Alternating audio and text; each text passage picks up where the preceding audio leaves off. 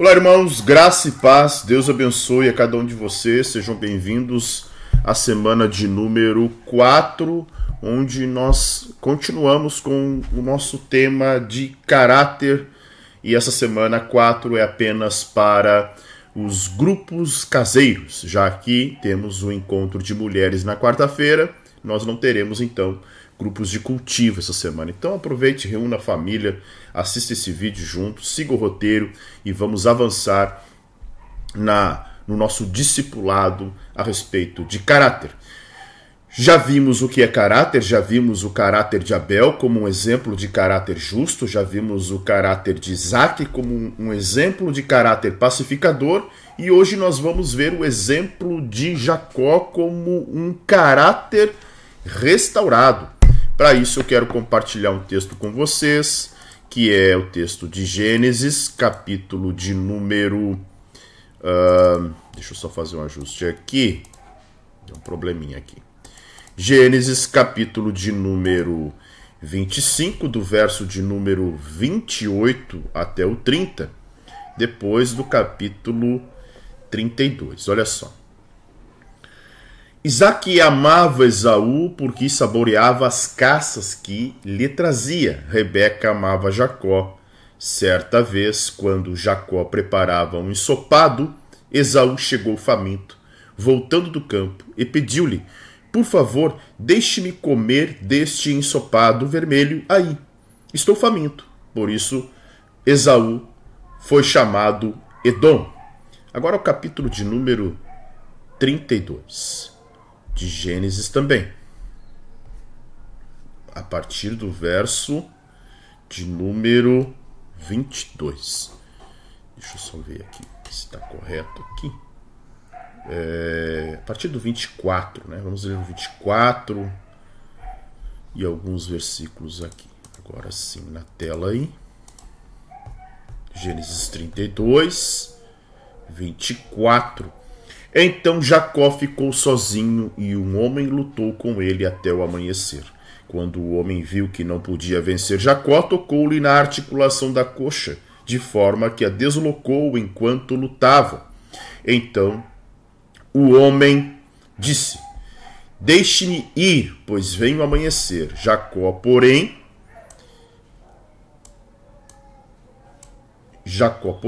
respondeu: não te deixarei ir, a não ser que me abençoes. O homem lhe perguntou: qual é o seu nome?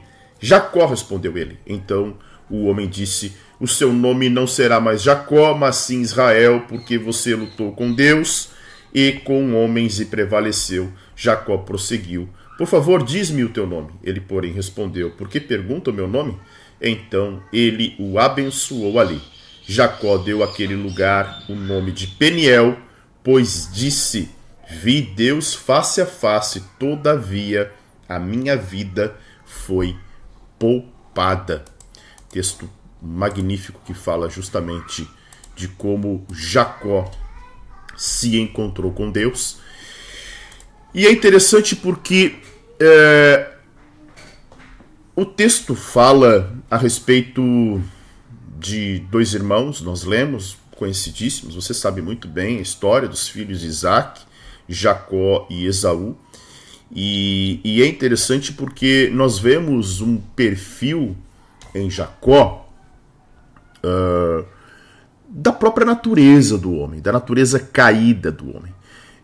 Esaú tinha sua inclinação para o campo, né, para a vida pastoril e também para a caça, como nós acabamos de ler.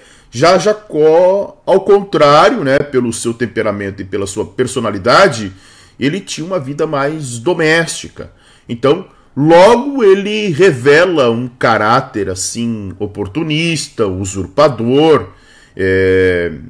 Naquela época os homens iam, né, à caça, à batalha e de certa forma tinham aí uma ação muito mais, né, protetora e defensiva, e Jacó revela o seu caráter oportunista, né? Ele enganou o pai com o apoio da mãe, e consequências, né, as consequências foram muito duras, né, em relação a isso, até porque Gálatas capítulo 6, verso 7 vai dizer da famosa lei da colheita conforme, lei moral da colheita conforme a semeadura, ou seja, aquilo que o homem planta, o homem colhe. E Jacó plantou, e Jacó colheu com grande sofrimento. Mas a misericórdia de Deus o alcançou e o Senhor o escolheu para ser o pai das 12 tribos de Israel. Então Jacó era o filho mais novo de Isaac. É interessante, a gente fala muito do nome de Jacó, hebraico é Yaakov, que significa Deus protege. Então não tem a ver com o nome de enganador, como muitas pessoas pensam. E ele faz parte do terceiro, do trio dos principais patriarcas. Ele é o terceiro patriarca, né? Abraão, Isaac e Jacó. Jacó nasce agarrado ao calcanhar do seu irmão, e diante disso o seu nome passou a ter significado de não aquele que Deus protege, mas aquele que segura pelo calcanhar, ou o suplantador. E claro, por ser talvez o filho doméstico, o filho que ficou em casa, não sai à caça como Esaú, Isaac tinha preferência por Esaú, como o texto que nós lemos, e porque Isaac gostava de caça. Rebeca amava mais a Jacó porque ele habitava em tendas. Então, algo interessante que vai até formando o caráter dos filhos, né? Quando os pais acabam tendo preferência de um pelo outro. E isso mostra também muito daquilo que nós ouvimos no final de semana no nosso discipulado familiar aqui com o pastor Márcio, né? Do quanto nós, como pais, podemos e devemos influenciar nossos filhos.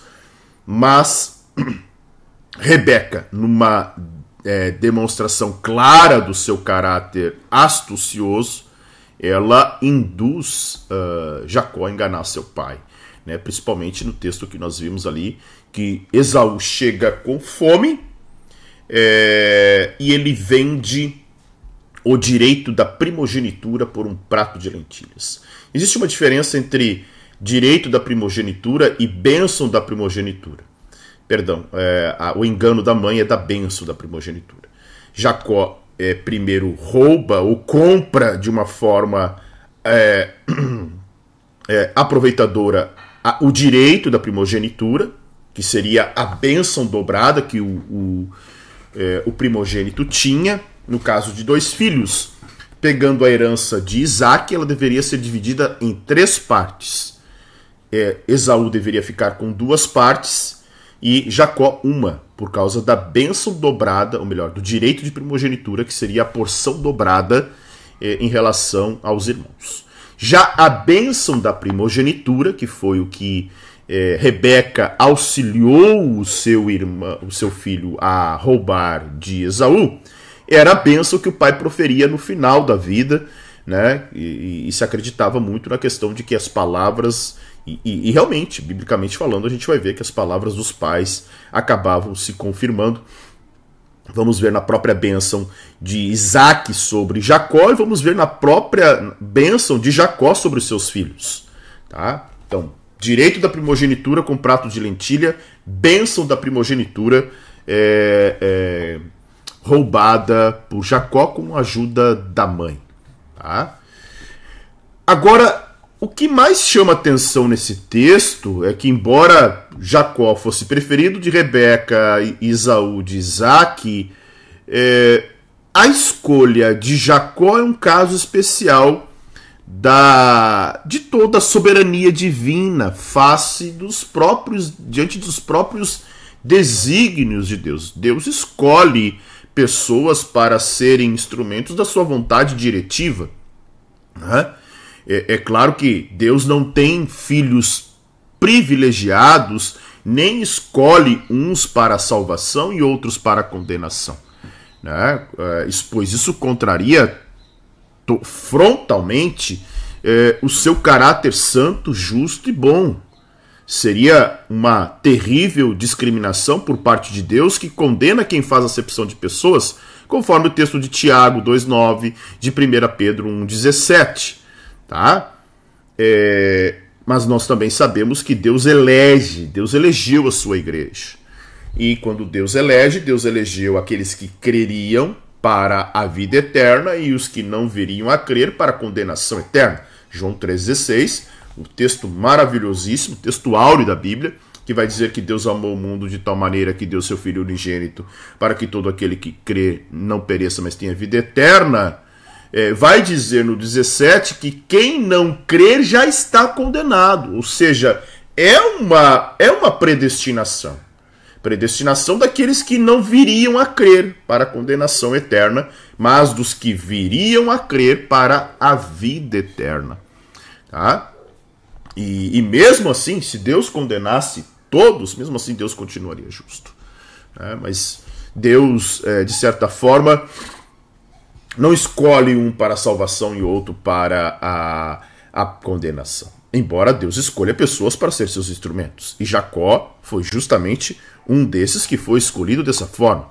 Em sua soberania, e em caso especial, ele escolhe pessoas para serem instrumentos de sua vontade diretiva. E Jacó foi um desses escolhidos, ainda no ventre, conforme Romanos capítulo 9, do verso 9 a 13. Então Jacó foi escolhido por Deus ainda no ventre da sua mãe.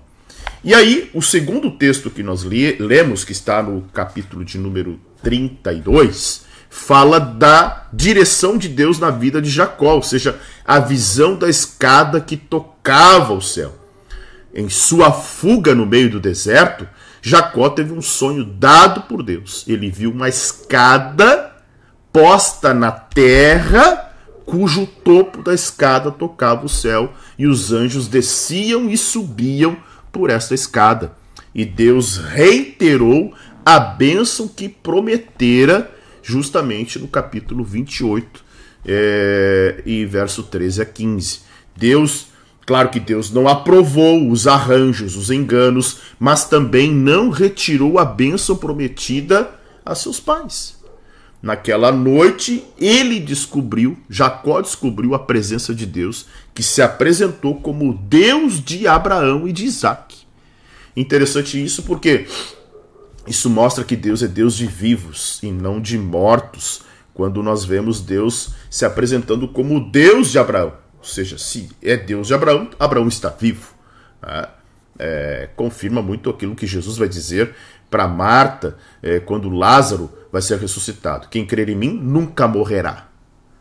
Então, quem crer em Cristo não morre. Tá? Agora, é interessante também que Jacó não buscou a Deus, mas Deus o buscou e se revelou como Deus de seus pais. Uma prova do quanto a graça de Deus, né, é profunda. E, sem dúvida alguma, a história de Jacó se divide em dois períodos, né? Antes de Deus encontrá-lo, depois de Deus ter o encontrado, nesse encontro especial dessa escada que subia e descia anjos. Tão impactante na vida de Jacó foi aquele episódio que ele chamou aquele lugar de Betel. Era um deserto. Era um lugar deserto.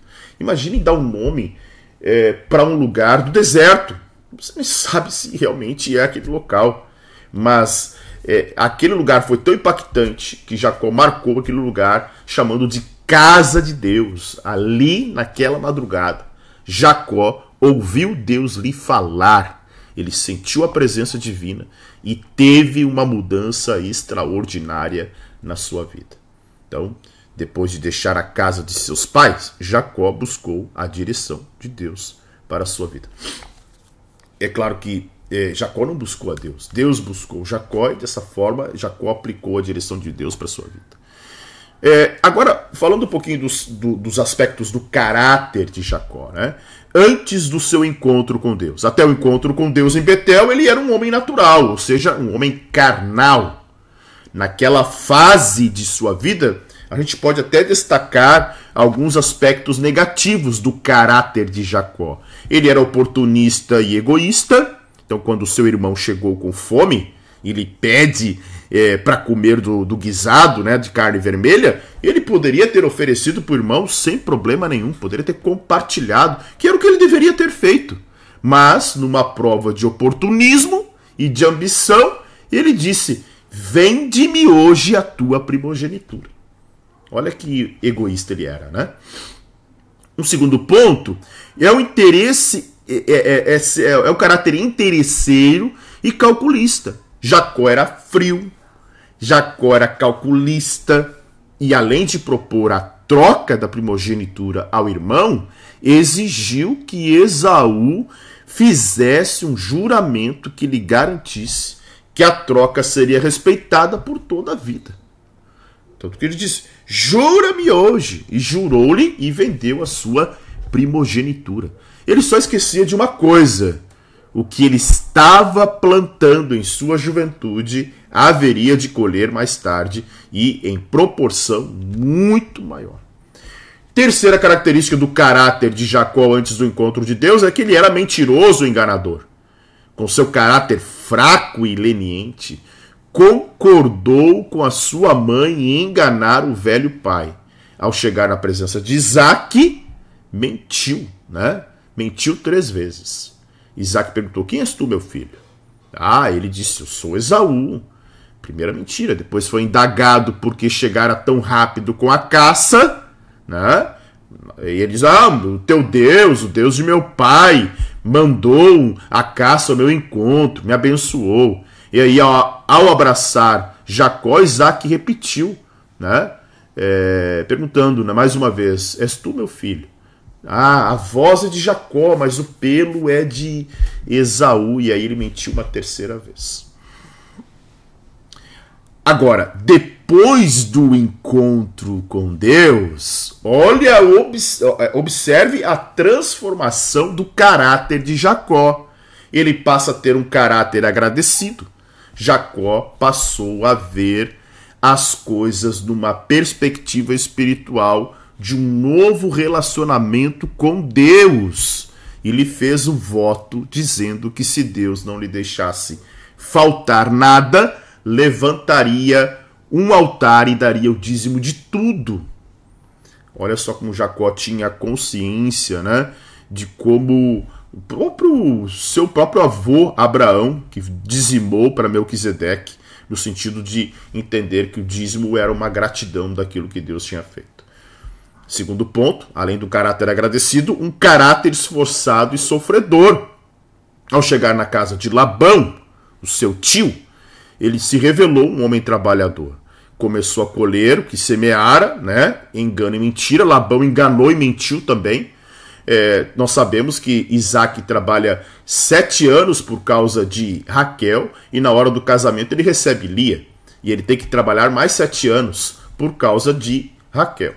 Né? Muita gente acha que Jacó esperou 14 anos, mas o texto não diz isso. O texto diz que, passada a festividade, ele recebeu Raquel, mas teve que ficar mais 7 anos trabalhando para Jacó, para Labão. Depois ele quer ir embora, estabelece o salário, né, das ovelhas ali malhadas, né, de uma forma como ele receberia, e o próprio texto de Gênesis vai dizer que Labão mudou durante 20 anos 10 vezes o cálculo do salário de Jacó. Ou seja, o homem que semeou mentira, colheu mentira. Então, um homem que semeia, colhe o que semeia. Então ele teve um caráter sofredor, mas teve um caráter, foi um homem também na direção de Deus nesse caráter restaurado. Depois de ser enganado pelo sogro, Jacó reuniu sua família, fugiu de Harã, mas não o fez apenas por medo do sogro. Sua saída de Harã foi por direção de Deus, e desse modo Jacó empreendeu a fuga com a família e logo foi perseguido pelo sogro. Este não fez mal, até porque Deus entrou em ação e determinou que Labão, de certa forma, não fizesse nem bem nem mal a Jacó. Daí, claro, no próprio encontro com Esaú, depois do encontro com Deus, Jacó experimenta ali no vale de Jaboque, experimenta a misericórdia da parte do Senhor. Tanto é que, ao se aproximar de Seir, onde o seu irmão vivia, né, Jacó envia mensageiro a Esaú, anunciando seu retorno. Os mensageiros voltam e disseram a Esaú que Esaú vinha ao seu encontro com 400 homens. Jacó temeu, mas no vale de Jaboque, teve um encontro que marcou o resto da sua vida. Seu nome foi mudado para Israel e viu Deus face a face. Esaú reconciliou-se com ele e o abraçou com perdão e amor. Aí eu trago esse livro, é difícil até de achar, chamado Excelência no Caráter. Eu trago um texto aqui que fala de algo muito interessante. Nós vimos que o caráter restaurado de Jacó passa pelo relacionamento com Deus. Aí Rob Thompson vai dizer o seguinte, que uma pessoa de caráter nunca se relaciona com Deus por meio de seu relacionamento com os outros, mas sempre se relaciona com os outros por meio de seu relacionamento com Deus. Em outras palavras, as pessoas devem se beneficiar do nosso relacionamento com Deus. Então, nosso relacionamento com Deus impacta na forma como nós nos relacionamos com outros. E aí ele diz, o que isso em princípio, quando aplicado em nosso dia a dia, reflete, melhor dizendo. Olha só, preste atenção. A forma como tratamos os outros diz respeito à forma como nos relacionamos com Deus. A forma como tratamos os outros diz respeito à forma como nos relacionamos com Deus. A forma como amamos os outros deve demonstrar o quanto amamos a Deus. Quando desrespeitamos os outros, desrespeitamos a Deus. Quando damos nossa palavra aos outros, damo-la a Deus. Quando faltamos com a palavra aos outros, faltamos com a palavra a Deus. Quando não expressamos amor pelos outros, não expressamos amor por Deus. Quando não nos submetemos àquele que Deus colocou sobre nós, não nos submetemos ao próprio Deus. Se você deseja ter um caráter excelente, precisa esforçar-se para descobrir as mudanças necessárias em seu relacionamento. Concluindo, em suas experiências com Deus, vemos que Jacó teve seu caráter transformado. De oportunista enganador, passou a ser humilde, sofredor, paciente, longânimo, altruísta. Foi pela sua paciência e graça que Deus escolheu Jacó em lugar de Esaú. Quando damos lugar ao Espírito Santo, ele nos transforma radicalmente o caráter. Amém? Que Deus abençoe você. Que possamos avançar numa comunidade de uns para com os outros, onde nós revelamos o caráter de Jesus em nossas vidas. Deus te abençoe. Deus abençoe a tua casa, a tua família. E até a próxima, se o Senhor Deus assim permitir.